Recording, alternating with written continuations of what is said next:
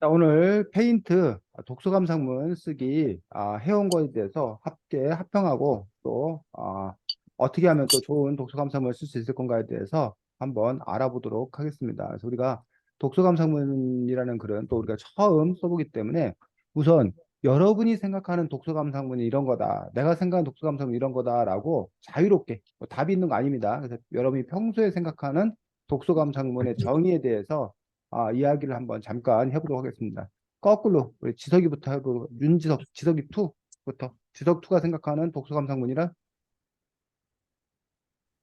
음, 독- 독서를 하고 느껴지는 감정 등을 적은 책, 적은 글? 음, 하진이가 생각하는 독서 감상문은 음, 자신이 느낀 생각이나 줄거리, 그 책의 줄거리를 나타내는 것. 그다음에 지석 1이 생각하는 독서 감상문이란 그냥 책을 읽고 나에 대한 주관적인 생각을 쓴 거니까. 준이가 생각하는 독서 감상문은 책을 읽고 자기가 든 감정을 종합적으로 모아가지고 이 책에 대한 자신의 의견을 쓰는 거.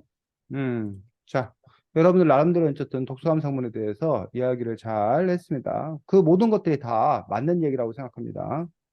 자, 우리가 독서 감상문이라고 하기도 하고 서평? 같은 말로는 여러분이 말하는 독후감. 독서 감상문과 독후감은 그냥 똑같은 말입니다. 독서 후에 쓰는 감상문. 독서 후 감상문. 요 후자만 더 들어간 거야. 독서 후에 쓰는 감상문이다 해서 독서 감상문. 근데 독서 감상문하고 조금 다른 게 독서 기록장이라는 거는 독서 기록, 뭐 독서 기록장. 요거는 독서 감상문하고 조금 다릅니다. 그 다음에 지금 준이가 말했던 서평. 또 독서 감상문하고는 결이 살짝 다릅니다. 그래서 요 부분들이 이제 조금씩 다르고, 지석이 뭐, 최근에 독서감상문하고 서평 관련된 거, 그 독서평설 그 잡지에서 읽었는데, 음, 거기서 독서감상문하고 서평 차이점이 나왔어요. 그 서평하고 약간 다르고, 그 다음에 이제 우리가, 책 소개글. 요 부분하고도 조금 다릅니다. 요것들이 거의 사실은 이게 겹치는 부분도 많아. 겹치는 부분도 많은데, 조금씩 다른데, 그 어떻게 다른가를 보면서 여러분들이 독서 감상문에 대한 어떤 그런 이해를 좀 높였으면 좋겠습니다. 책 소개글은 말 그대로 뭐 책을 소개하기 위해서 쓰는 글이라는 지점이 가장 강하고 목적의식이 분명해. 그 책을 읽지 않은 사람에게 이 책이 어떤 책인지 뭐 한다? 전달한다. 요게 책 소개글인데 서평은 요 평에 초점이 맞춰져 있어. 그래서 그 책에 대해서 평가적인 관점을 가지고 뭐 감상적인 부분이 들어갈 수도 있어. 근데 감상적인 부분보다는 평가적인 관점을 가지고서 그 책이 갖는 가치, 의미 뭐 이런 것들을 따져가지고 그 책의 좋고 나쁨, 그 책의 문학적 완성도, 뭐 그 책의 뭐 사실 여부 뭐 이런 것들에 관해서 평하는 것들 위주가 이제 우리가 서평 글이 되는 겁니다. 독서 기록장은 독서 감상문하고 거의 비슷한데 상대적으로 독서 기록장이 객관적이에요. 독서 감상문은 주관적이야. 아까 누가 주관적이라는 표현을 썼는데 그 독서 기록장은 말 그대로 자기가 독서를 한 상태에서 그 독서한 것들을 기록하고 독서 기록장은 거의 대부분 자기 자신을 위해서 자기가 독서한 것들을 기록해서 나중에 다시 그것들을 쉽게 기억해내기 위해서 중요한 부분들을 중심으로 뭐 적는다던가 메모한다던가 뭐 이런 의미로서가 더 강한 게 이제 독서 기록장의 어떤 그런 의미입니다. 반면에 이제 독서 감상문은 독서를 한 다음에 여러분이 아까 말한 대로 감상. 그럼 도대체 감상이 뭐냐? 평하고 뭐가 다르냐? 감상은 어떤 자기의 주관적인 느낌, 감정, 정서 뭐 이런 부분들을 중심으로 이제 이야기들을 펼쳐가는 것들이 독서 감상문입니다. 그래서 독서 감상문 같은 경우에 자기 자신을 위해서 독서 감상문을 쓰는 경우가 있을 수 있어. 있어. 그리고 이렇게 쓰는 독서 감상문은 어떤 의미를 갖고 있냐면 또 하나의 독서야. 그러니까 우리가 독서라는 것도 기본적으로 눈을 갖고 이렇게 하는 행위잖아. 눈이나 입을 갖고 이렇게 하는 행위잖아. 그런데 독서 감상문을 내가 쓰려다 보면 그 책을 자기가 재구성하게 돼. 자기 머릿속에서. 그 자기 머릿속에서 독서 감상문을 쓰는 과정에서 뭔가를 더 느끼고 더 체험하게 돼. 그러니까는 이게 살짝 좀 모순된 거야. 뭐냐면 원래는 시험도 마찬가지. 시험도 원래는 공부한 내용을 제대로 공부했나 평가하려고 시험을 보는 거잖아. 근데 이게 가끔은 뒤집어지는 경우가 있어. 시험 본다고 하니까 공부하는 경우가 있어. 그 사실은 시험을 잘 공부를 보려고. 시험 잘 보려고 해서 시험 공부가 제일 공부를 많이 하는 때다라고 누군가 또 얘기를 해. 그래서 애들 시험 안 보면 애들 공부 안 한다. 그래서 시험 봐야 된다. 이렇게 주장하는 사람이 있어. 근데 사실은 그러면 이게 뒤집어져 버린 거야. 원래 시험은 그게 목적이 아니야. 원래 시험은 그냥 여러분이 그 과정에서 제대로 잘 배웠나 이런 과정을 점검하기 위한 어떤 그런 목적이 사실 더 큰 거야. 그럼 독서 감상문도 사실은 책을 읽는 동안에 여러분 마음 안에 일었던 여러 가지 생각, 감정, 마음, 느낌 이런 것들을 쓰는 게 원래는 독서 감상. 원래는. 그런데 독서 감상문을 잘 쓰려다 보니까 자기가 그 책에 대해서 다시 한번 곰곰이 생각하면서 그 책에 대해서 더 깊이 있게 뭔가를 생각하고 뭔가를 깨닫더란 얘기예요. 이해가 뭔 말인지? 그런 의미에서 독서 감상문이 자기 자신을 위한 글이기도 해. 독서 감상이 그런 점에서는. 근데 기본적으로 독서 감상을 여러 명 쓰는 이유는 학교에서 숙제 내서 대회 제출하려고. 뭐 이런 이유가 제일 커.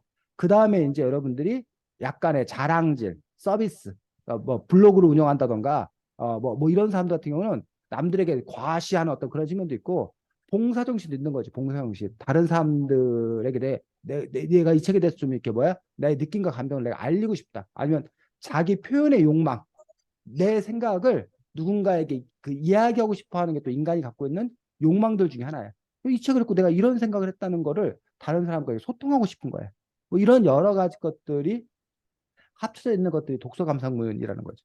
그러다 보니까 이제 여러분들이 독서 감상문 말고도 영화 감상문이라는 것도 있고 음악 감상문이라는 것도 있고 미술 감상문이라는 것도 있어. 그럼 그것들은 결국은 무엇을 대상으로 하느냐만 달라질 뿐 감상문이라는 점에서는 같은 지점을 갖고 있는 그런 성질을 또 갖고 있습니다. 그래서 독서 감상문 같은 때 여러분들이 독서라는 행위가 일단 중요한 그런 부분들이고 그 다음에 자신의 주관적인 감상이 중요합니다. 그래서 독서라는 행위를 중심으로 놓고 보면 독서 기록장만 놓고 보면 지석, 원투, 준이, 하진이가 쓴 게 거의 비슷비슷할 가능성이 크다는 얘기예요. 근데 바로 이 자신의 주관적인 감상 요 부분들 때문에 지석, 원투, 준이, 하진이의 독서 감상 부분이 제각각 다른 거예요. 그 어느 부분에 여러분들이 관심을 가졌냐부터 시작을 해서 그걸 내가 어떻게 해석을 했냐 그 부분도 다르고 또 하나 다른 것들은 바로 그 책과 지석원의 세계가 만나는 거야. 책과 박준희의 세계가 만나는 거야. 그래서 새로운 게 태어나는 거야. 그렇기 때문에 그것들이 다른 사람들에게 의미 있는 어떤 그런 독서 감상문이 될 수가 있다는 거죠. 그런 점에서 이제 여러분 세계와 이 책이라는 세계의 만남, 그것들이 그러니까 뭐 아빠와 엄마의 유전자가 DNA가 만나서 여러분이라는 새로운 존재가 태어나는 것처럼 책이라는 존재와 화진이라는 존재가 만나서 독서 감상문이라는 새로운 존재가 태어나는 거라는 얘기예요. 그래서 그런 점에서 여러분들이 독서 감상문 어떤 그런 의미를 갖고 있고 뭐 어떻게 하면 독서 감상문을 잘 쓰는 거냐. 사실 독서를 제대로 잘 하는 것들이 제일 우선이겠지. 그리고 나서 그 독서를 통해서 여러분만이 뭔가 느끼는 자신의 어떤 그런 고유한 감정, 자신의 어떤 그 깊이 있는 생각, 뭐 이런 게 있어야지 일단 기본적으로. 그래야 독서 감상문을 쓸 수 있는 뭔가 내용들이 나오는 거지. 근데 이제 그게 없다면 사실 독서 감상문을 쓸 수가 없는 거야. 그래서 사실 가장 바람직한 건 여러분들이 어떤 책을 읽었는데 내가 그 책을 읽었는데 내가 끌어오르는 뭔가 하고 싶은 이야기가 넘치는 얘기가 있다. 그걸 이렇게 표현해내는 게 그게 제일 바람직하고 제일 좋은 독서 감상문이에요. 근데 세상이 그렇지가 않다더란 얘기야. 어? 자기가 하고 싶은 일만 하면 얼마나 좋아. 근데 세상이라는 게 내가 하고 싶은 일만 하는 게 아니라 자꾸 나한테 뭘 하라고 요구하잖아. 그거에 내가 응대를 해야 되잖아. 하진이가 맨날 자기가 좋은 친구들하고 막 놀고 놀았으면 좋겠어. 근데 내가 별로 생각도 없는데 어떤 애가 갖고 하진아 놀자 이런단 말이야. 그럴 때 내가 나 너랑 놀기 싫어 라고 얘기할 수는 좋은데 그렇게 하면 또 하진이 인성 논란이 불어지고 막 또 이렇게 여러 가지 또 문제가 생기잖아. 그러니까는 그래 그럼 놀아볼까 뭐 이러면서 이제 그게 놀잖아. 근데 걔하고 뭐하고 놀았다나 뭐 이런 게 있단 얘기야.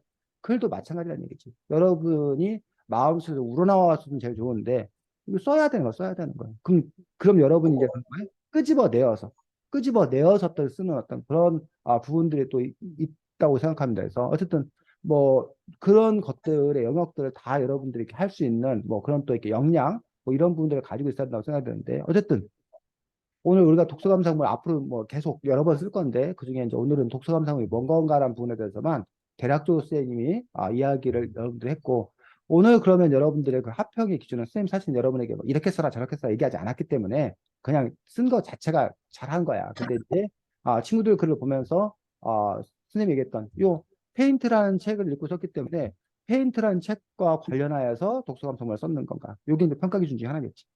두 번째로는 그 사람이 이 페인트라는 책에 대해서 뭔가 하고 싶은 이야기가 분명히 드러나 있나. 주제라는 것들이 분명히 드러나 있는 건가라는 부분들. 세 번째로는 그 주제를 효과적으로 표현했는가. 그 주제를 표현하기 위해서 책에서 필요한 부분을 잘 살려서 여러분의 경험을 잘 살려서 여러분이 알고 있는 배경지를 잘 살려서 그렇게 적절하게 이용해서 독서감상문을 썼는가. 그게 이제 독서감상문에서 가장 기본적인 평가의 기준이 됩니다. 그 외에 이제 여러분들이 독서감상문도 글이야, 글. 그러다 보니까, 흥미롭게 재밌게 잘 썼는가. 뭔 말인지 알아먹게 썼는가. 뭐 문장 표현이나 뭐 맞춤법 띄어쓰기 제대로 잘 했는가. 뭐 이런 것들은 쌤이 여태까지 늘 얘기하면서 글이 가져야 될 가장 뭐에? 기본. 그 기본을 여러분들도 제대로 잘 갖췄는가. 뭐 이것들은 또 당연한 평가였던 그런 기준일 수밖에 없다라고 생각을 합니다. 어쨌든 이런 점들의 기초에서 여러분들의 글들을 함께 살펴보고 또 이야기 나누도록 하겠습니다. 그래서 우리 준이 글부터 시작을 해서 차근차근 보겠습니다.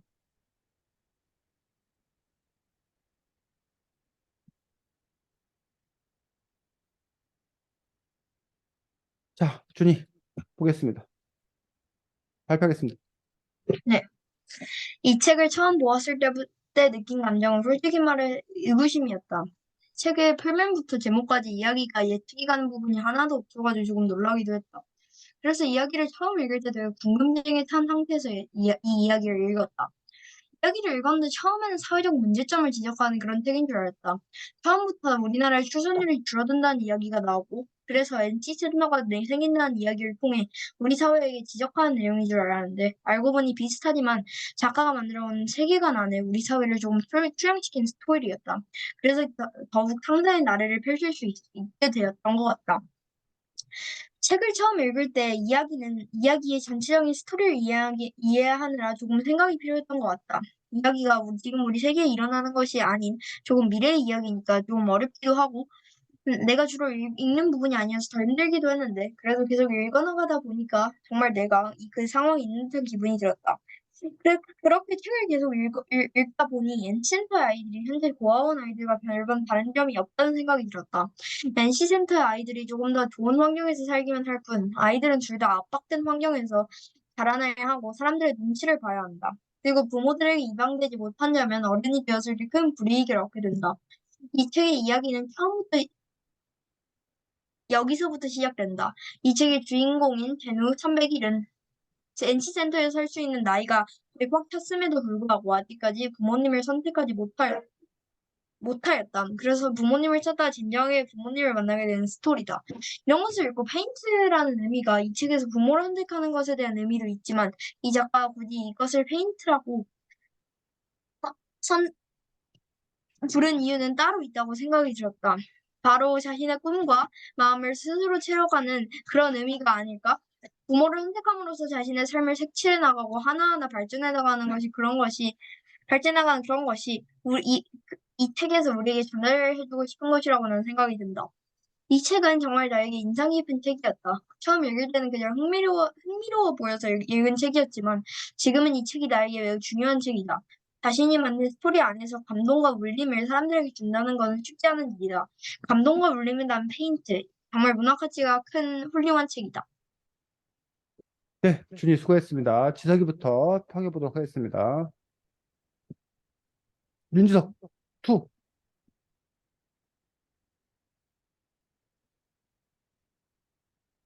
마이크 끄고 지석 투. 네, 읽을 때 살짝 좀 잘 안 들리네. 가까이 대고 읽어. 아, 네. 그 읽었을 때 살짝 읽으면서 느꼈던 그 감정들을 자세히 적은 것 같고, 그리고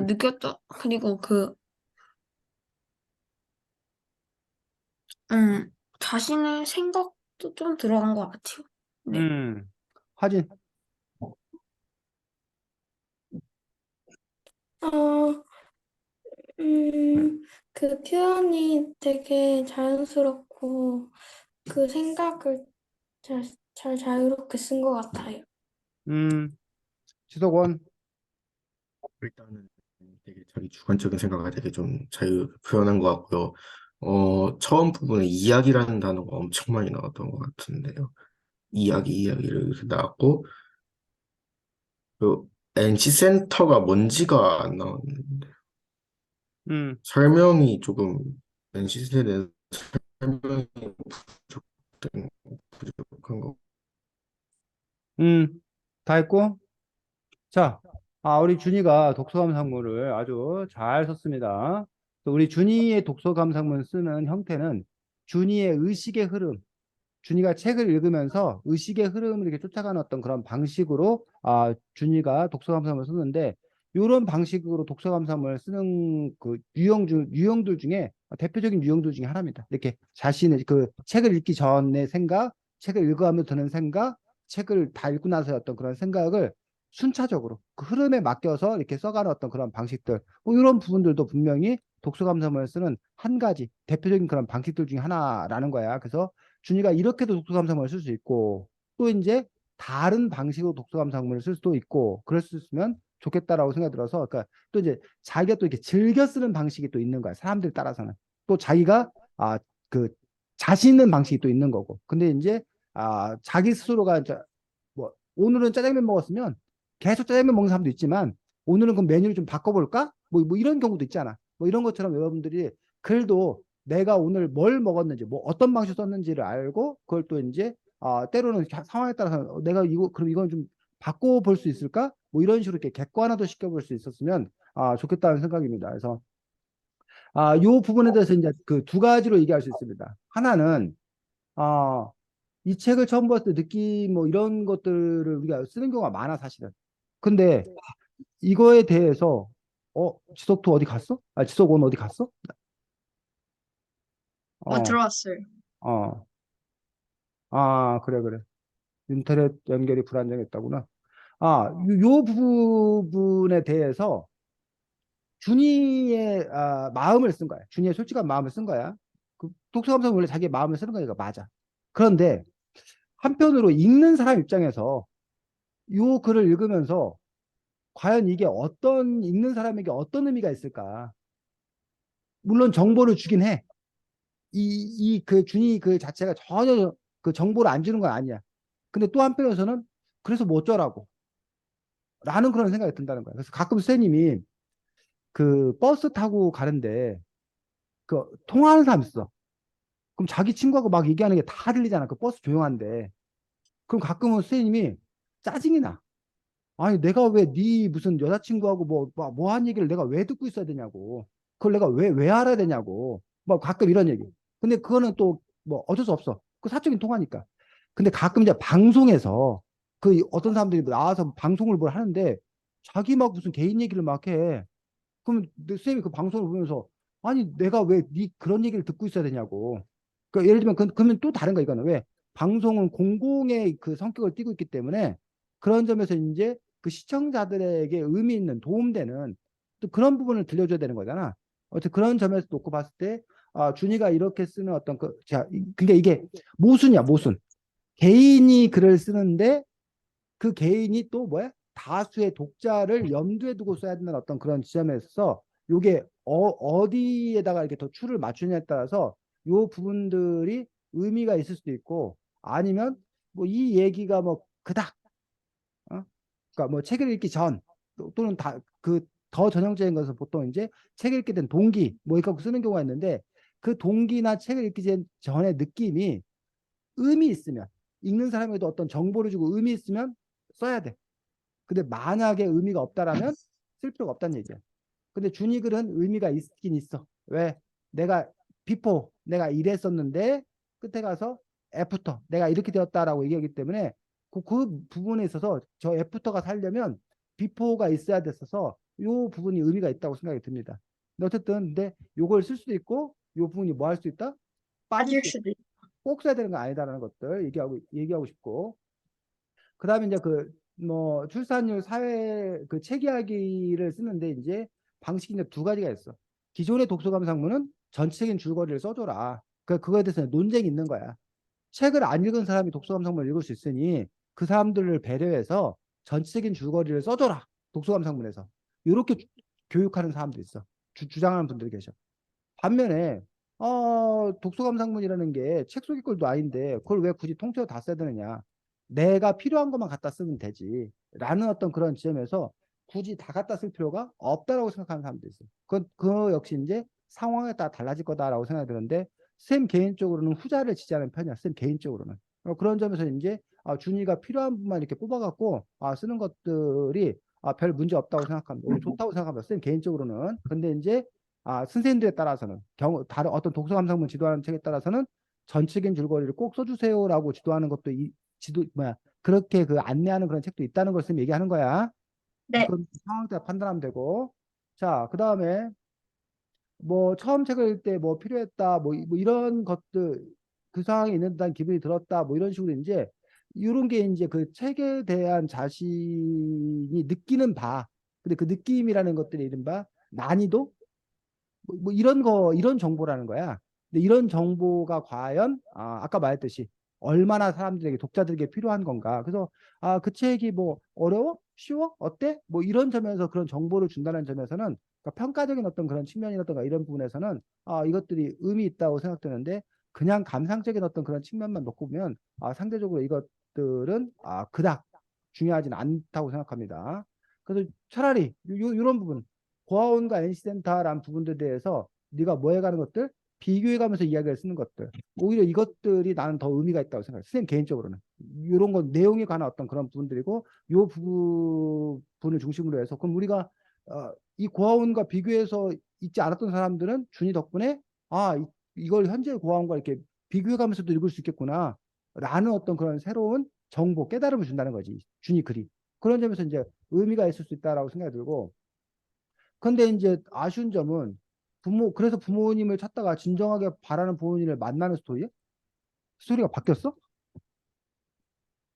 이 페인트란 책이 그래서 저기가 제누 301이 결국은 부모님을 만나? 끝에 가서? 지속 2 하진 너네가 읽은 내용이 어때? 선생님이 내용을 잘못 읽었나? 이거 어, 결국에 그 친구로 친구로 만나죠. 남겨 선택 안 하고 그냥 거기 애니센터 그냥 그대로 남는 거 아니야? 네, 그래서 친구들이랑 같이 지내려고 어, 남는 걸로 그 기억했던. 진정하게 바라는 부모님을 만나게 되는 스토리다라고 이렇게 써가지고 갑자기 급 당황 선생님이 내가 잘못 읽었나? 뭐 이런 부분에서 만약에 이게 대회다 뭐 이렇게 가면 이제 이런 부분이 이제 감점이 되는 거야. 책 내용에 대해서 제대로 이해를 못하고 있거나 플러스 잘못된 정보를 네가 전달하고 있는 거는 글 쓴 사람으로서 어떤 그런 책임의식에 관한 어떤 그런 문제이기 때문에 정확한 그 내용들을 바탕으로 써야 된다라고 생각됩니다.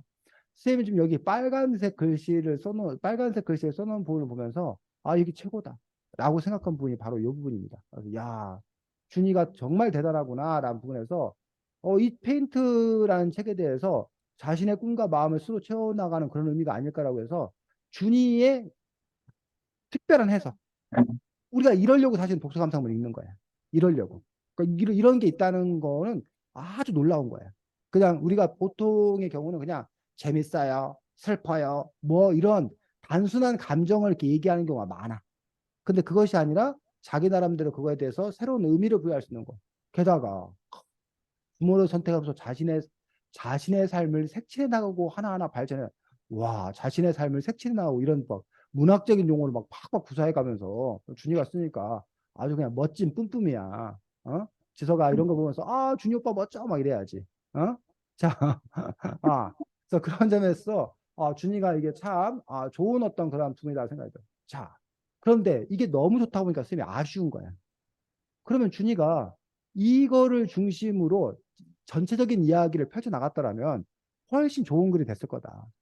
근데 이 좋은 거는 여기서만 딸랑 나오고 이것들이 어떠한 그 과정을 통해서 이런 얘기가 나왔는지라는 부분들이 상대적으로 좀 덜하다는 얘기예요. 그래서 오히려 여기 부분을 좀 더 이렇게 집중해서 이야기를 펼쳐나갔더라면 더 좋은 독서감상문이 되지 않았을까. 주님만의 독서감상이 되지 않았을까라고 생각이 듭니다. 그래서 마지막에 뭐 처음에 그랬는데 뭐 중요한 책이 되었다라고 아까 그 변화의 과정을 썼고 그래서 감동과 울림을 줬다라고 했어요.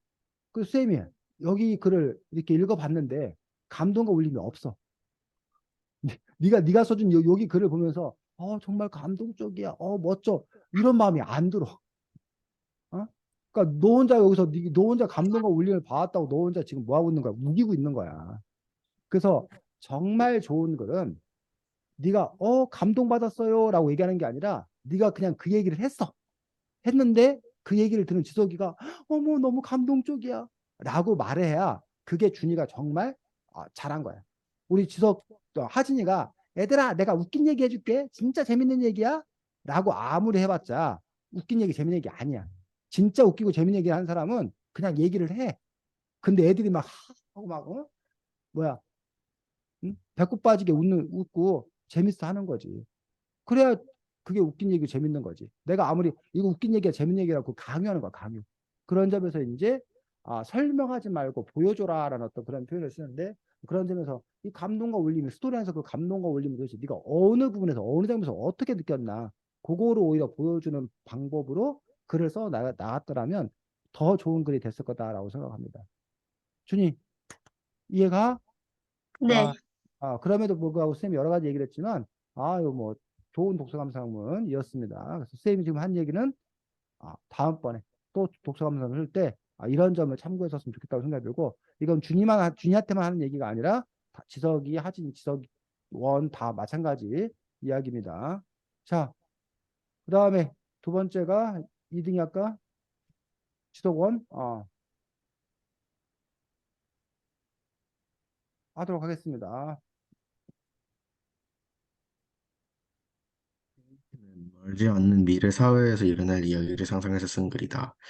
자기 아이들은 태어났을 때 부모님에 의해 길러지거나 NC센터로 보내진다.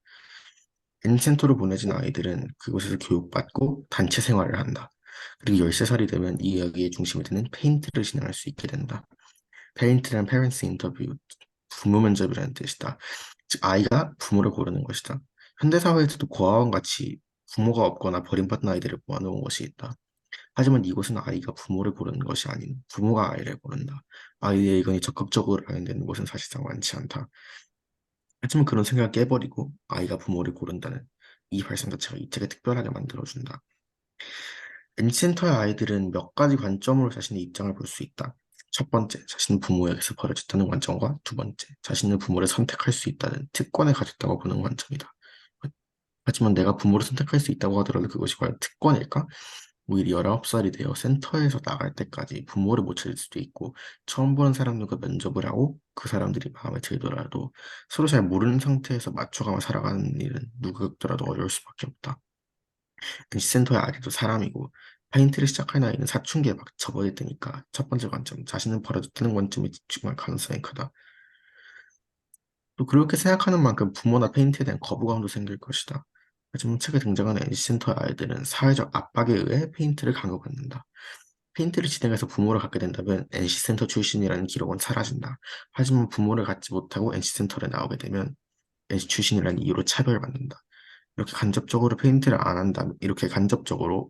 한다면 차별을 받을 것이라는 압박에 의해 진짜로 원하는 부모가 아닌 그저 NC센터 출신이라는 꼬리표를 떼기 위해 페인트를 진행하게 될 수도 있다. 물론 또 다른 제3의 관점에서 생각해 볼 수도 있다.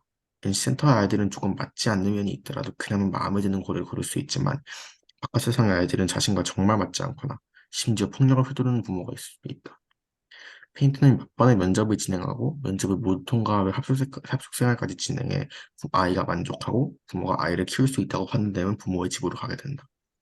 근데 처음으로 진행하는 몇 번의 면접에서 아이는 부모에게 점수를 매기게 된다. 근데 실제 의해서 길러진 아이들은 100점 만점에 15점, 더하면 5점밖에 안 되는 부모와 생활하게 될 수도 있다. NC센터와 NC센터의 아이들과의 차이점이다. 실제 부모와 함께 사는 아이들은 부모가 자신을 누구보다 잘 알기에 입양된 아이들보다 더 깊은 유대관계를 형성할 수 있지만 폭력적이거나 무관심한 부모와 강제로 살게 될 가능성도 충분히 있는 것이다. 이 점들을 짚어보면 NCT는 정말 필요한 것일까? 라는 의문도 들었다. NCT는 저출산 문제를 해결하기 위해 만들어졌다. 그런데 부모가 키우기 원치 않는 또는 키울 형편이 안 되는 아이들을 국가에서 전적으로 맡아서 기르는 것보다 더 현실적인 방법이 분명히 존재한다. 내가 생각하는 가장 직접적인 방법은 국가에서 임신, 출산, 육아 관련 지원금을 늘리고 여러 가지 제도를 만드는 것이다. 아이를 낳아 키우는 것이 힘들면 당연히 아이를 낳기도 싫어지는 것이 아닐까? 개개인만의 문제만이 아닌 국가도 나서서 해결해야 될 문제인 것 같다. 책을 읽으며 부모에 대해 많이 생각하게 되었다. 일단 첫 번째로 부모도 사람이라는 생각이 머릿속에 자리 잡았다. 실제로 이 책에 그런 부분이 있다. 부모도 사람이라는, 언제나 나약한 모습을 보일 수 있고 아이의 도움이 필요할 수도 있다는. 생각해보니 그랬다. 부모가 절대적으로 아이를 보호해야 하는 것은 아니다. 부모가 어린아이를 돌보는 것처럼 자식들도 병 또는 노화로 인해 쇠약해진 부모를 돌볼 수도 있다. 부모가 아이에게 용돈을 주시지 부모에게 아이들이 부모에게 금전적으로 도움을 줄 수도 있는 것이다. 우리가 생각하는 부모는 보호자를 의미하는 경우가 대부분이다. 하지만 부모는 더 삶을 오래 살아 아이보다 사는 방법을 잘 아는 것뿐이지 결국은 다 똑같은 사람이다. 부모가 보호자일 수는 있지만 보호자가 부모인 것은 아니다.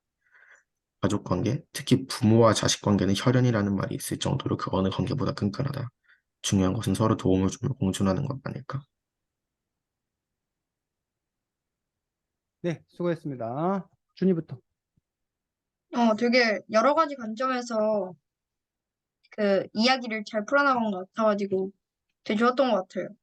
그, 이 책에 나온 말도 잘 인용하고, 그리고 다양한 관점에서 이 한 가지 주제를 가지고 바라보니까, 어, 한쪽 면에서만 보지 않고 다양한 면에서 봐가지고, 더욱더 다양한 감정들을 느끼고 느낌들을 느꼈던 것 같아요. 다음 지석이. 내용 자체는 되게 연결성이 좋았던 것 같아. 끝. 하진이.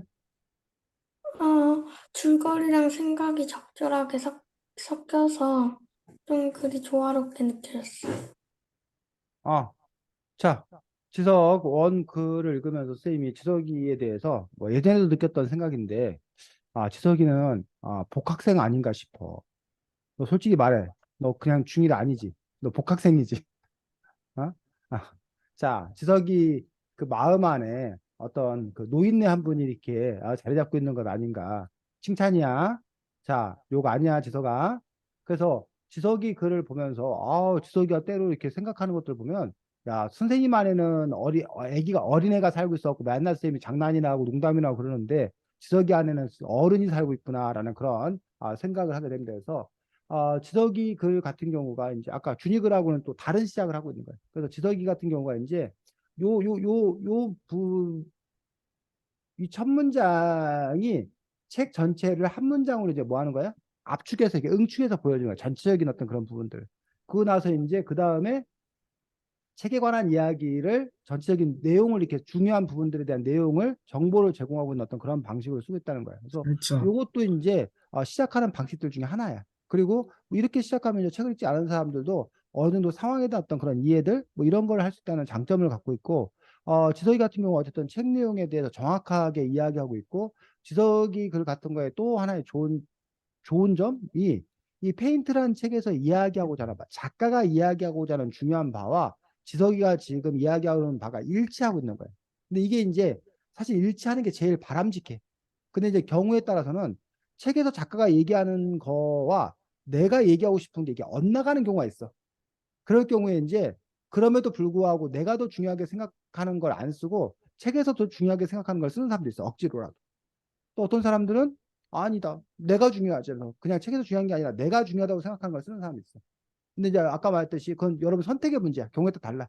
근데 이제 그 두 가지가 이제 일치하는 경우가 가장 어쨌든 좋은 바람직한 어떤 그런 경우라고 생각하는데 뭐 지석이는 내 그냥 책에서 중요한 얘기를 썼거나 그게 일치했었거나 뭐 둘 중에 하나겠지. 어쨌든 책에서 중요하게 얘기하고 있는 부분들인데 바로 요 부분이지. 아니다. 아이가 부모를 고른다. 요 부분이 이제 이 책에서 가장 페인트라는 것 자체가 핵심적인 아이디어라는 거지. 그런 점에서 보면은 아까 준이 그려는 그 핵심적인 아이디어 부분이 빠져 있었던 일반 공학원 갖다 떴던 그런 부분에서 그럼 내가 선생님한테 심사위원이다라고 했을 때 책에 대한 이해도가 이 지석이 글이 더 높구나라고 이렇게 평가를 하게 된다는 거예요. 만약에 이게 뭐 대회고 만약 이렇다라면. 어? 그리고 이제 다만 이제 아까 말했듯이 그냥 뭐 중일답게 라는 부분을 강조하면 오히려 이제 준이글에다 점수를 더 많이 주겠지.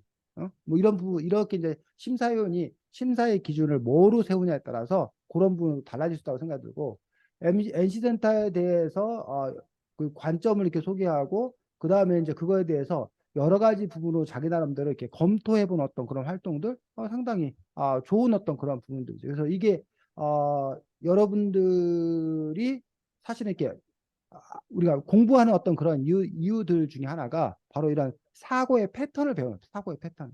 그러니까 우리가 어떤 문제를 바라봤을 때 그 문제에 대해서 어떤 식으로 접근해 가야 되나, 어떤 부분을 검토해야 되나. 그냥 즉흥적이고 단편적인 게 보는 것도 아니라 지석이처럼 여러 가지 관점을 가지고 견주어서 비교해서 그래서 어떤 나름대로의 자기 나름의 어떤 결론을 도출해낸 어떤 그런 과정들 그리고 그런 과정들을 지석이가 잘 기록해서 쓰고 있는 것들 뭐 이런 부분들이 상당히 좋은 거라고 생각합니다.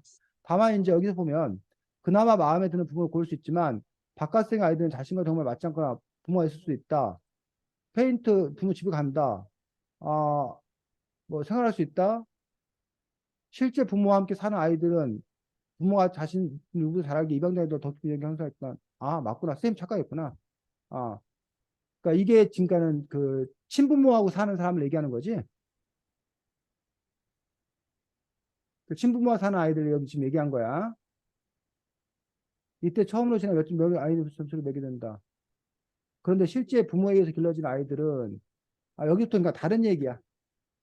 여기까지는 그 저기 얘기고 그 뭐야 N센터 얘기고 여기서부터는 N센터가 아니라 친부모들의 이야기인 부분들인데 요걸 네가 아까 같이 다 이렇게 써다 보니까 선생님이 사실 좀 착각을 했어. 그래서 네가 뭘 혼란을 일으켰나 보는데 그게 아니라 선생님이 착각했는데 요거 네가 뭐 해줘야 문단 구별을 한다던가 아니면 좀 구별을 해줘야 그런 부분에서 착오를 일으키지 않을 거라고 생각이 들고 여기서 이제 끝나는 것이 아니라 N센터는 정말 필요한 건가라는 부분에서 자기 나름의 대안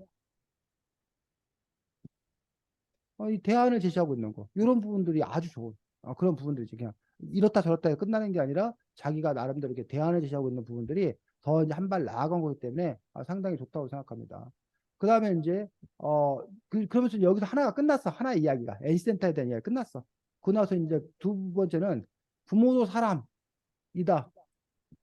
라는 어떤 그런 부분에 관한 이야기로 이제 부모와 자식의 역할 관계에 관한 이야기로 또 바뀌어서 그 이야기를 또 이렇게 쫙 진행을 하다는 얘기야. 그래서 주제를 하나만 잡아도 되고 A센터 이렇게 하나를 잡아서 끝까지 써도 되고 아니다 난 이 책에 대해서 이거 A도 얘기하고 싶고 B도 얘기하고 싶다. 이렇게 A와 B를 한꺼번에 이야기하는 것도 상관이 없습니다. 괜찮습니다. 좋습니다. 그런데 이제 아쉬운 점은 보호자가 가족 관계에서 끊임없이 서로 도움을 공존하는 건 아닐까라고 이제 맞췄어. 근데 요 결론은 이 문단의 결론이야. 여기서부터 여기까지의 결론이야. 여기서부터 여기까지는 이렇게 완성된 글이 됐거든. 근데 네 글은 근데 여기서부터 시작한 게 아니라 여기서부터 시작한 거잖아. 여기서부터 시작한 건데 이 이야기의 결말로 이게 과연 맞나? 이게 과연 맞나라는 점에서 뭔지 얘기가 안 끝난 것 같아. 쌤 생각에는. 뭐 물론 이렇게 끝났다고 해서 뭐 문제되는 건 아니야. 근데 쌤 생각에는 원래 처음 네가 이야기 시작했던 그 부분 있었고 너가 더 집중해서 얘기했던 그 N센터라는 부분도 있었기 때문에 물론 뭐 N센터도 부모와 자식 간의 어떤 그런 관계에 관한 이야기이기 때문에 뭐 저렇게 끝나는 것으로 퉁 쳐는 것도 뭐 아예 안 된다는 건 아니라고 생각해요. 무리는 아니라고 생각이 드는데 어떤 쌤 생각에 이게 두 개가 결이 좀 다른 부분이 있기 때문에 그것들을 통합할 수 있는 어떤 그런 내용으로 끝 마무리를 아이디어를 갖고 끝 마무리 했더라면 더 좋은 글이 되지 않았을까라고 생각을 합니다. 어쨌든 글이 전체적으로 이렇게 상당히 안정적으로 이렇게 쓰여지고 있는 점들, 뭐 문단 구별도 아까 그 부분 빼놓고는 나머지도 문단 구별도 제대로 잘하고 어쨌든 이렇게 읽기 좋게 쓴 부분들 상당히 좋다고 생각합니다. 수고했습니다. 다음 하진인가? 네. 음.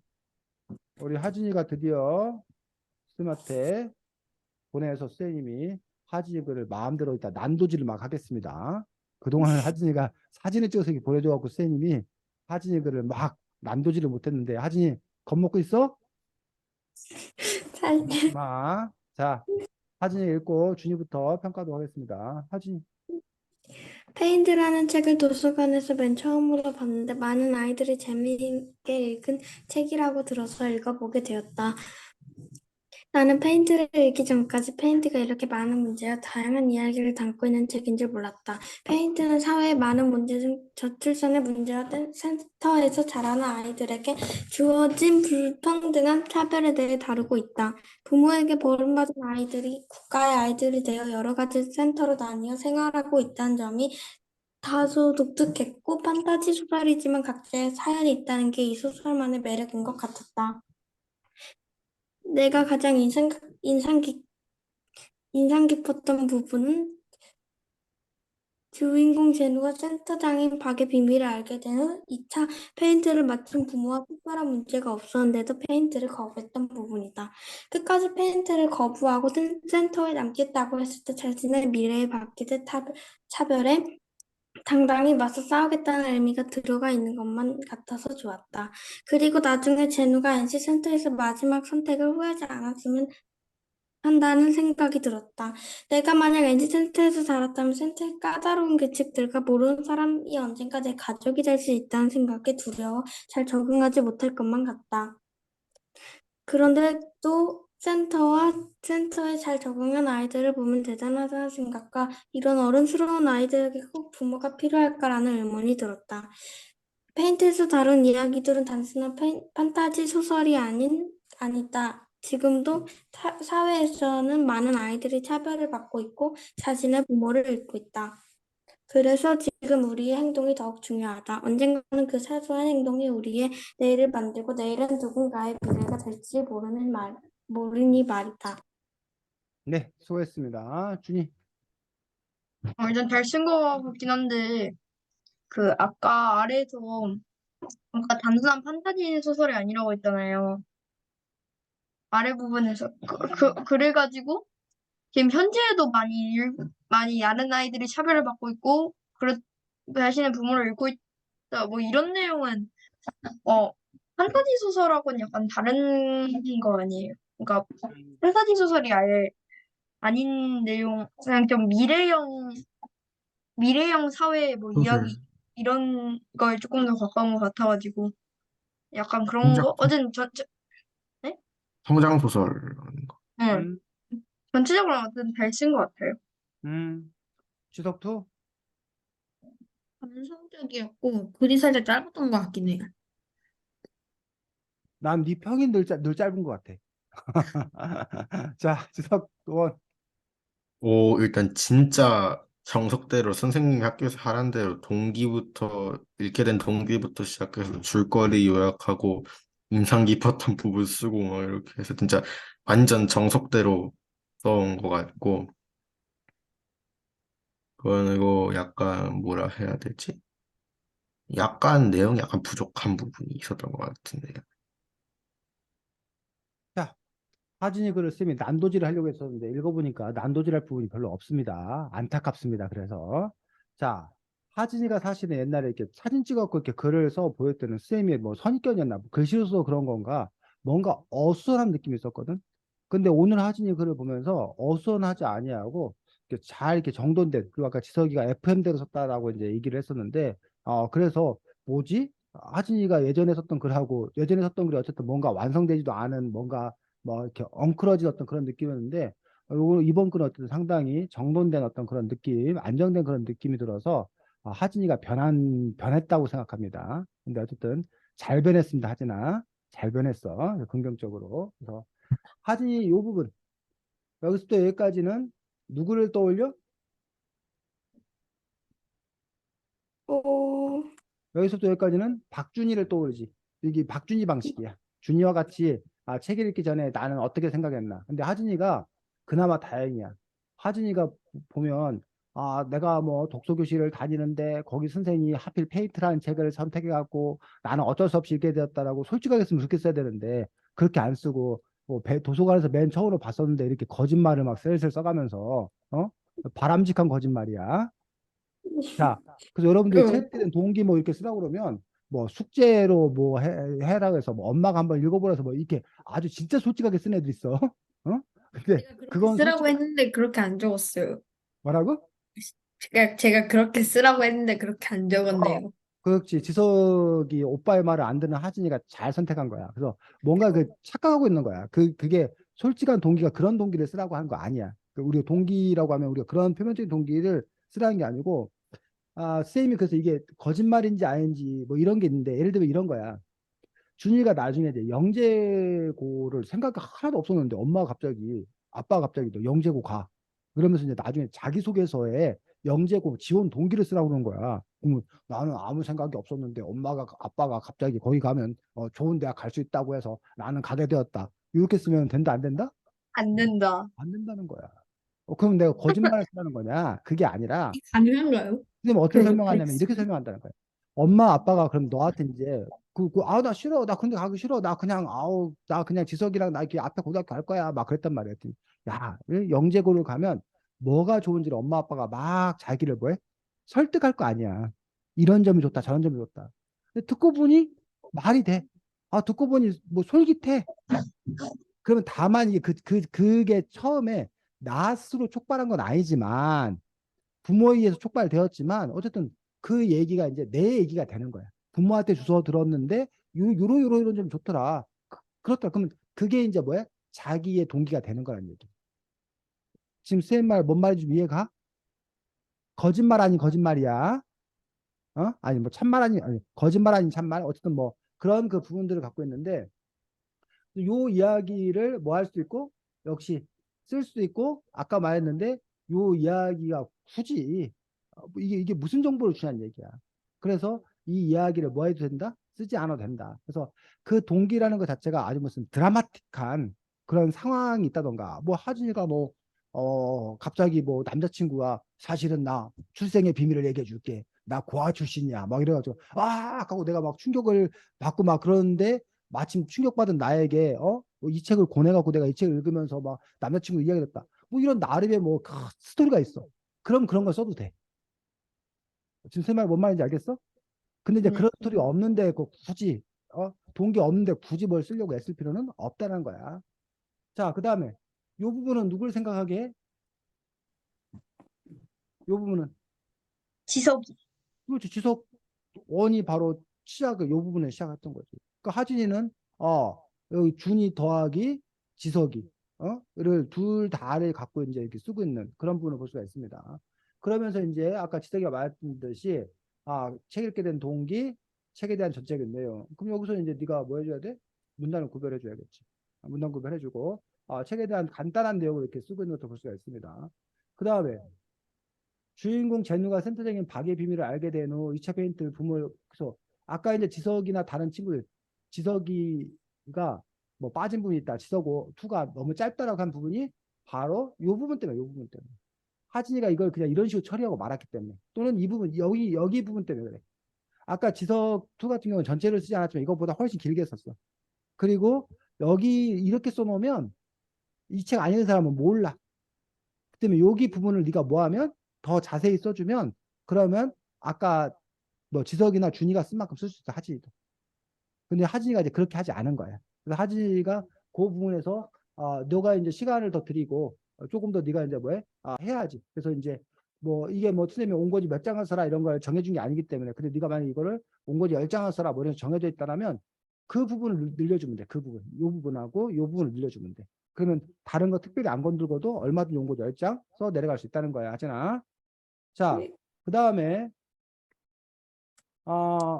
이런 거. 자신의 미래를 받게 될 차별 당당히 맞서겠다는 의미가 드는 것 같아서 좋았다. 아유, 이게 얼마나 멋있어. 여러분들, 쌤이 다 감동이야. 지금 보면 아까 준이 글도 그렇고 지석 글도 그렇고 하진이 글도 이런 얘기가 있다는 것들, 자기 어떤 그런 해석들이 있다는 것들, 아주 좋은 어떤 그런 부분이란 얘기지. 근데 이제 여기서 이제 우리가 더 욕심을 부리자면 차별에 당당히 맞서 싸우는 것이 갖는 의미는 뭔가? 그게 하진이의 삶에서는 그게 어떤 의미를 갖고 있는 건가? 하진이가 갖고 있는 배경지식과 연결해서 끌어다 쓸 수 있는 건 뭔가? 이런 부분이 이제 여기다가 더 갖다가 쓰면 이게 풍부하네요. 풍부화. 근데 지금 하진이는 풍부화시키지는 못하고 있어. 유창하게 풍부하게 써야 되는데 그러지 못하고 있고, 그 다음에 나중에 뭐 까다로운 생각이 또 저희도 못할 것만 같다. 대단하다는 생각이 든다. 아, 이런 어른수 아이디어에 꼽히다 의문이 들었다는데 그 의문이 들고 그냥 만 거야. 하진이는. 아까 지석이 같은 경우에 그 의문을 요모조모 검토하고 심지어는 자기가 대안까지 제시하잖아. 근데 하진이는 그냥 난 궁금해 끝 이러고 만 거야. 그 점에서 어쨌든 뭐 발랄하긴 한데 요 부분에서 이제 좀 더 깊이 있게 들어갔으면 한 걸음 더 들어가면 더 좋은 글이 되지 않을까라고 생각합니다.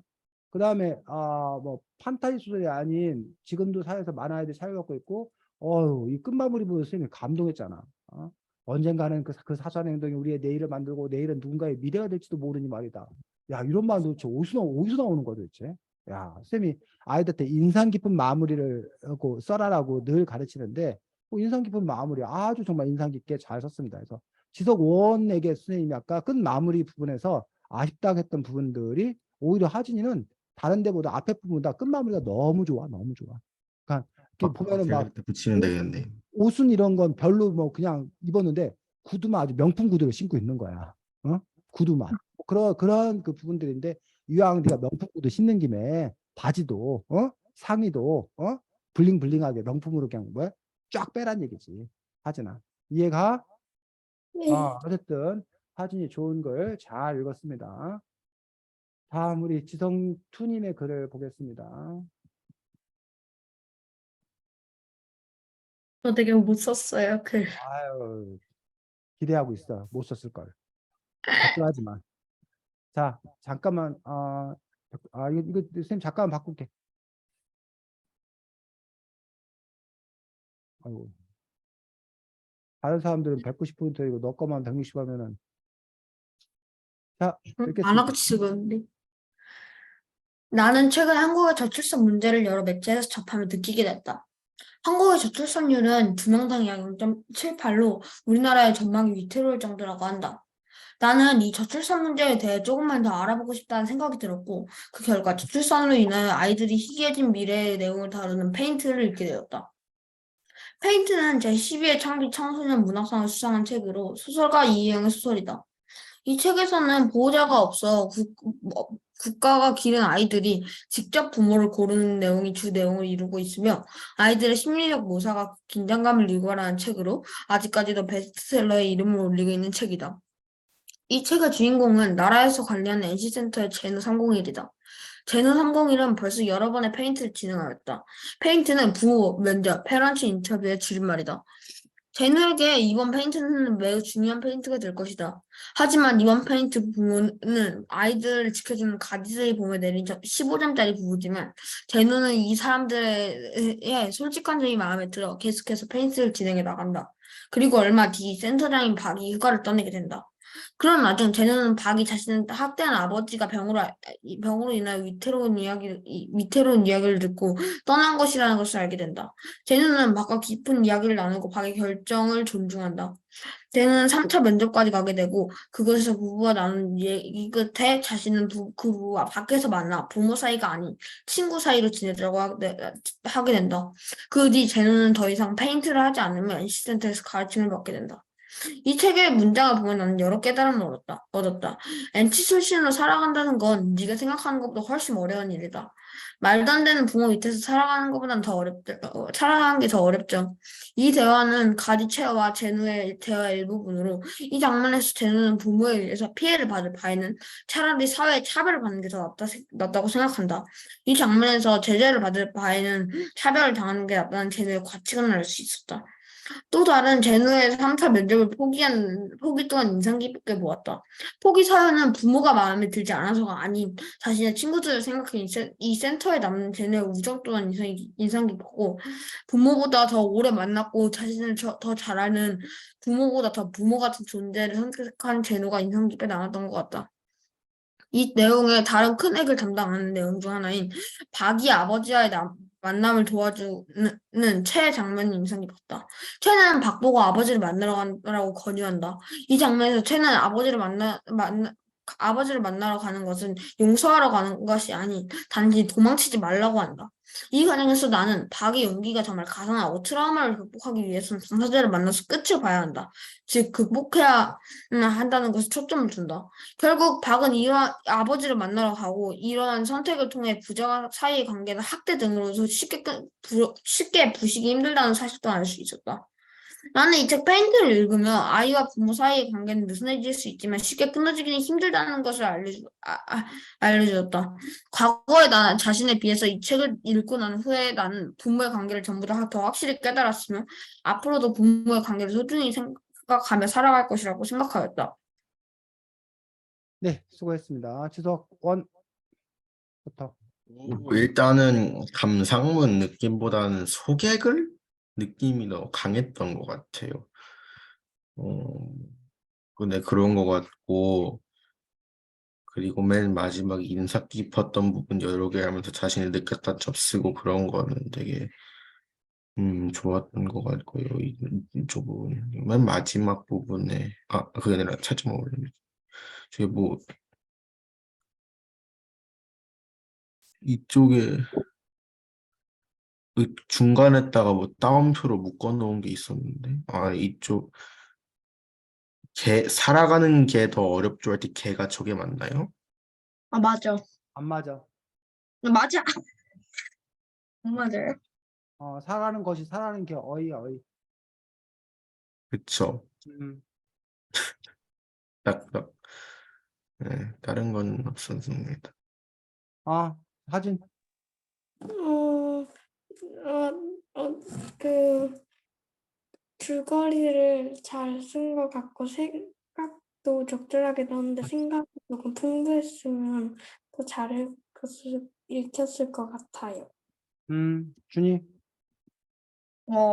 일단은, 전체적인 이야기는 잘 쓴 것 같은데, 스토리 부분이 너무 길어가지고, 그걸 조금 더 요약하고 자신의 느낀 점이나 그런 거를 조금 더 많이 써줬으면 좋을 것 같고요. 그리고, 중간에 여기 가르침을 뭐 받았다는 부분에서 인상 깊었다는 말을 너무 많이 쓴 것 같아요. 나를 인상 깊었다, 뭐 그렇게 엄청 많이 인상 깊었던 것 같아요. 그 다음에 그냥 그렇게, 네, 그랬던 것 같아요. 네. 지석2는 거짓말쟁이거나 잘난 체쟁이 둘 중에 하나입니다. 지석2가 거짓말쟁이라고 하는 것은 자기가 잘 써놓고 저 오늘 잘 못 썼어요 라고 했으니까 거짓말쟁이고, 잘난 체쟁이라고 하는 거는 자기가 이게 이 정도 써놓고도 이게 잘 못 쓴 거라고 그러면 자기 수준은 막 이렇게 높은데 이 정도는 내가 잘 못 쓴 게 이 정도야 뭐 이러니까 얼마나 잘났으면 이 정도에 잘 못 쓴 건가. 잘난 체쟁이 둘 중에 하나입니다. 지석이 진실은 뭐야? 거짓말쟁이야 잘난 체쟁이야? 왜 말을 못해? 자, 그래서 지석이가 지금 요거 쓰고 있는 요게 이제 선생님이 아까 지석투가 이렇게 쓸 줄 몰랐습니다. 이미 써놨네. 그리고 지석투 저 웃긴 놈이 하진이한테는 야, 선생님이 쓰라고 쓴다고 그래 라고, 그래서 그게 솔직하게 쓰는 거야 라고 해놓고 지는 선생님이 설명해준 방식대로 이렇게 쓰고 있어 지금. 어떻게 저게 동생을 더 좋은 길로 이끌 게 아니라 동생을 내리깔고 자기가 더 돋보이려고. 하진아, 저 오빠 절대 믿고 살지 마. 자, 그래서 지금 지석이는 거짓말하고 있잖아. 뭔 저출산 문제에 대해서 더 알아보고 싶어서 무슨 페인트 책을 읽었어. 이렇게 거짓말하면 안 된다고. 그래서 이거를 근데 거짓말 아니게 쓰라고. 뭐 그러면 여기 뭐 알아보고 싶다는 생각이 들어서 요 부분만 뭐 하면 걷어내면 된다고. 그냥 심각하다. 심각하다. 이 책은 그러한 저출산 문제 다루고 있다. 이렇게 쓰면 된다고. 그냥. 이해가? 그래서 내가 책 읽게 된 동기를 굳이 꼭 써야 된다는 강박이 있어가지고 이 거짓말을 쓰게 된다고. 근데 그것이 아니라 이 책과 관련되어서 현실의 문제를 이렇게 연결시켜서 쓴다면 그건 아주 좋은 거야. 이런 시작도 얼마든지 가능한 거란 얘기야. 그래서 그렇게 가면 좋겠고, 이 부분에 관해서는 이제 뭐 다른 다른 뭐 서평가들이나 뭐 이런 거에 문단의 평가지. 이런 평가를 자기가 조사해서 갖다가 이렇게 쓰면 되는 거지. 그래서 그럼으로써 이 책에 대한 어떤 정보를 더 준다는 점에서 의미 있는 어떤 그런 부분이 될 수 있습니다. 그 다음에 요게 이제 전형적인 책 처음부터 끝까지 전체적인 내용을 요약한 거예요. 그래서 아까 다른 친구들이 대부분 자기한테 필요한 부분을 중심으로 따온 데 비해서 지석이처럼 전체적인 내용을 정리한 거고, 아까 준이는 너무 길게 썼다고 그랬는데 전체적인 내용을 이 정도로 쓰면 길게 쓴 건 아니에요, 사실은. 간단하게 잘 이렇게 압축시켜 준 건데, 다만 이제 전체적인 줄거리를 쓸 거냐, 아니면 전체적인 줄거리가 전체적인 줄거리까지는 쓸 필요가 없을 거냐라는 부분들인데, 지금 여기 같은 경우는 지석이가 쓴 부분이 무리가 없다고 생각되는 것들이, 여기 쓴 내용들이 보면 또 나중에 자기가 중점적으로 얘기할 부분들이 다 이렇게 나와 있는 거예요. 그런 점에서 이 부분들도 좋은 그런 부분이라고 생각이 들고, 그 다음에 독서 감상문 쓰는 데 있어서 또 자주 쓰는 기법들 중에 하나가 바로 이렇게 직접적인 인용. 그래서 여러분들이 인상 깊은 장면, 멋있는 장면을 아예 이렇게 직접적으로 인용해서 글을 쓰는 것들도 효과적인 독서 감상문 쓰는 방식들 중에 하나예요. 그럼 여러분이 책을 읽을 때 인상 깊었던 장면이나 중요한 장면을 밑줄 긋기, 자기 책 같은 거 밑줄 긋기나 메모해 두었다가 그걸 가져다가 이렇게 글을 쓰는 것들. 그래서 독서 감상문이나 이런 리뷰 이런 거 쓰는 사람들은 책을 읽는 동안에 미리 그 포스트잇 같은 걸 이렇게 붙여놔. 또 중간중간에 자기 아이디어가 떠오르면 메모도 막 이렇게 해놔. 그래서 나 책을 다 읽고 나서 독서 감상 어떻게 쓸까 고민하는 게 아니라 책을 읽어가면서 사실 자기가 그걸 잡는 거야. 그런 노력들이 사실은 필요하고, 이렇게 직접적인 인용해서 쓴 부분들 좋다고 생각합니다. 자, 그 다음에 그거에 대해서 이제 지석이가 나름대로 자기의 관점, 자기의 생각을 갖고 이렇게 해석을 하고 있는 것들도 상당히 좋고, 그 다음에 부모에 관해서 또 인상 깊은 장면에서 한 가지만 쓰는 것이 아니라 아까 지석이와 마찬가지로 두 가지 부분에 대해서 또 이렇게 쓰고 있는 것들을 볼 수가 있습니다. 그리고 나서 이제 전체적인 마무리를 역시 또 전체적으로 또 이제 잘 쓰고 있는 것들을 볼 수가 있습니다. 그래서 물론 이제 그 상대적으로 놓고 봤을 때 준이하고 하진이 글이 그 순간순간의 감정, 느낌 이런 것들에서 재밌었다, 감동적이었다, 뭐 했다, 이런 그 순간순간의 어떤 그 당시의 감정과 느낌이 있다면, 상대적으로 지석 원투 같은 경우는 조금 더 그 정제된, 좀 더 이렇게 묵직한 그런 부분에서 좀 더 헤비하게 쓴 거야. 그리고 하진이하고 준이는 상대적으로 좀 더 이렇게 가볍게 쓴 거고. 그래서 그 것들은 근데 또 이제 그 어떤 게 뭐 꼭 좋다라고 말할 수는 없는 거지. 뭐 사람의 어떤 그런 취향이나 이런 것도 다를 수 있고, 상황에 따라 다를 수 있고, 뭐 이렇다고 생각이 들고, 또 심사위원들의 어떤 그런 뭐 선호도에 따라 달라질 수 있는 어떤 부분들인데, 쌤이 얘기하고 싶은 건 나는 어떤 스타일인 걸 일단 알아야 되고, 또 자기가 아까 지석 원투가 하진이나 준이처럼 자기가 그렇게도 한번 써볼 수 있어야 되고, 또 하진이나 준이는 지석이들처럼 또 써볼 수 있어야 되고 해서, 그 여러분 여러 개의 칼을 선택할 수 있는 선택지가 있는 그런 사람들이 되었으면 좋겠습니다. 자, 그래서 어쨌든 독서 감상문 여러분들이 다들 열심히 잘 써 와서 수고 많았고, 다음 주에 책이 뭐냐면 경제에 관한 책 같던데, 다음 주 책이 잠깐만. 뭐죠? 세계 시민이 된 실험 경제반 아이들이라는 책이거든. 이게 1, 2권이 있는데 우리는 그중에서 아마 2권일 거야, 이게. 세계 시민이 된 실험 경제반 아이들이라고 해서 경제에 관한 책인데 아주 이렇게 그 재밌게 잘 썼더라고요. 그래서 요 글 쓰신 분이 선생님 패친? 페이스북 친구인데 친한 친구는 아니고 그냥 이렇게 팔로우만 하고 있어. 그 선생님 글을 쓰는데 실제로 자기 제자들하고 이렇게 같이 했던 그런 내용들 중심으로 이렇게 쓴 것들인데, 선생님 보기 아주 유익한 그런 경제에 관해서 또 이렇게 여러분한테 아직 조금 낯설 수는 있겠지만 어쨌든 여러분이 중고등학교 시절에 또 배워가야 될 어떤 그런 내용이고 하기 때문에, 이번 기회에 미리 좀 접한다는 어떤 그런 의미로 그 책 잘 읽어보면 좋겠다고 생각이 그럼 듭니다. 제목이 한 번만 다시 얘기해 주실 수 있을까요? 세계 시민이 된 실험 경제반 아이들. 세계 시민이 된 실험 경제반 아이들이라는 책입니다. 세계 시민이 된 실험 경제반 아이들. 그 앞에 세계 시민이 된 요게 이건 제목이야. 그 앞에 실험 경제반 아이들은 제목이 똑같은데 그 앞부분이 달라. 뭐 1권은 무슨 최강 뭐 어쩌고 그런 건데 선생님 정확히 기억이 안 나네. 1권도 괜찮은데 우리는 2권을 보려고 합니다. 자, 수고 많았고, 비 많이 오고 빗길 조심하고, 요즘 코로나19도 독감도 아주 심하다고 그러는데 조심조심 잘 다니시기 바랍니다. 네. 안녕. 안녕히 계세요. 음. 안녕하세요.